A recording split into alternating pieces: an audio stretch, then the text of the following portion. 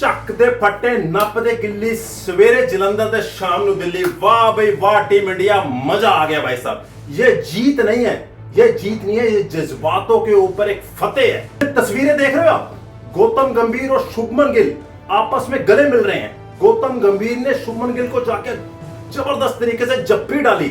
इसका मतलब पता क्या था?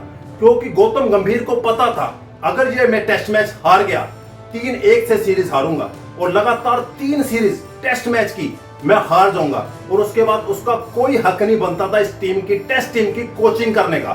ये गंभीर को पता था कि ये सीरीज में अगर हार के इंडिया गया या तो बीसीसीआई मेरे को ऊपर एक्शन लेगी, लेकिन मेरे को जहां तक लगता था कि गंभीर खुद जाकर बोल देता बीसीसीआई को कि मैं टेस्ट टीम की कोचिंग करने के लायक नहीं हूं, आप किसी और को कोच बना दो। ऐसा दिलदार बंदा तो है। इसीलिए शुभमन गिल को जाके जो जप्फी उसने डाली और वो भगवान का शुक्र अदा कर रहा है कि मेरी लाज रख ली भगवान तूने। शुभमन गिल एंड कंपनी ने मेरी इज्जत रख ली।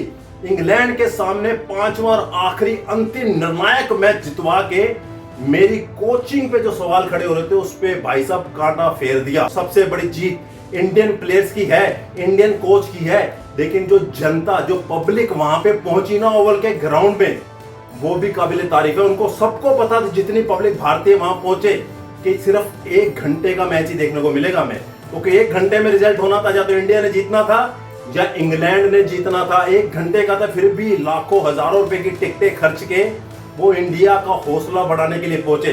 और ये बहुत बड़ी जीत भाई साहब दर्शकों की वजह से आई है।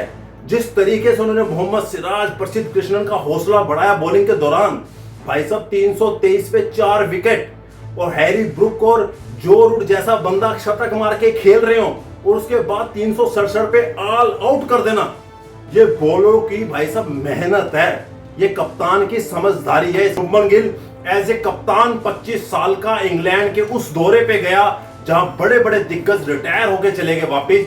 जसप्रीत बुमराह जैसा बॉलर सिर्फ 3 टेस्ट मैच खेले, उसके बावजूद भाई साहब सीरीज 2-2 से ड्रा कर देनी, इंग्लैंड के घर में जाके इंग्लैंडियों को अच्छी तरीके से धो देना, ये शुभमन गिल ने करके दिखाया। उंगलियां खड़ी हो गई थी शुभमन गिल की कप्तानी के ऊपर कि भाई कैसे एक 25 साल के लड़के को, इनएक्सपीरियंस लड़के को कप्तान बना के भेज दिया, जिसकी सेना कंट्री में एक भी सेंचुरी नहीं है।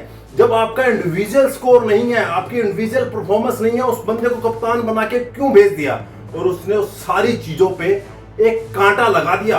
754 रन एक सीरीज में, 754। आई थिंक सुनील गावस्कर के रिकॉर्ड को थोड़ा सा रह गए, 20-25 रन।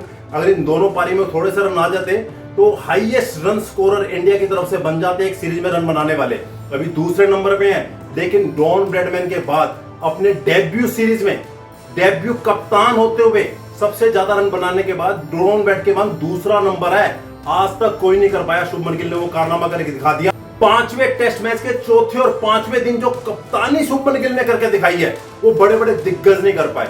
जिस तरीके से उसने ऐसा फील्ड प्लेसमेंट की, जिस तरीके से बॉलरों को लगाया, किस तरीके से दूसरी टीम पर दबाव बनाया, किस तरीके से भाई अपने बॉलर्स को इनकरेज किया, उनको हौसला दिया, काबिले तारीफ है। शुभमन गिल बहुत जबरदस्त। और इस सीरीज के 2 ही हीरो मैं मानूंगा, 2 हीरो जो सबसे बड़े रहे, एक तो कप्तान खुद शुभमन गिल और दूसरे नंबर पे मोहम्मद सिराज। इसके बारे में तो बात भाई साहब क्या करें।